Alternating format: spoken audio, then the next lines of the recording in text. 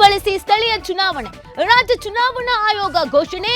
EVM ಬೇಡ ಎನ್ನುತ್ತಿದ್ದ ಕಾಂಗ್ರೆಸ್ಗೆ good news. CM ಸೇರಿ 140 ಶಾಸಕರು ನನ್ನ ಬೆಂಬಲಕ್ಕೆ ಇದ್ದಾರೆ. ರಾಹುಲ್ ಹೈಕಮಾಂಡ್ ಸಿಎಂ ಜೊತೆ ಚರ್ಚೆ ನಡೆದಿದೆ. ಎಲ್ಲದಕ್ಕೂ ಕಾಲವೇ ಉತ್ತರ ನೀಡುತ್ತೆ ಎಂದ ಡಿಸಿಎಂ ಡಿಕೆಶಿ. ಬಿಜೆಪಿ ರಾಷ್ಟ್ರೀಯ ಅಧ್ಯಕ್ಷರಾಗಿ ನಿತಿನ್ ನಬೀನ್ ಅವಿರೋಧ ಆಯ್ಕೆ. ಇಂದು ಅಧಿಕಾರ ಸ್ವೀಕಾರ.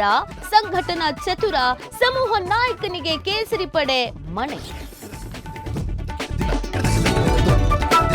ಫೆಬ್ರವರಿಯಿಂದ ರಾಜ್ಯದಲ್ಲಿ ಮತಪಟ್ಟಿ ಪರಿಷ್ಕರಣೆ. ಚುನಾವಣಾ ಆಯೋಗ ಸಿದ್ಧತೆ ಬಹುತೇಕ ಪೂರ್ಣ. ಈವರೆಗೆ 3.05 ಕೋಟಿ ಮತದಾರರ ಸಂಖ್ಯೆ ತಾಳೆ.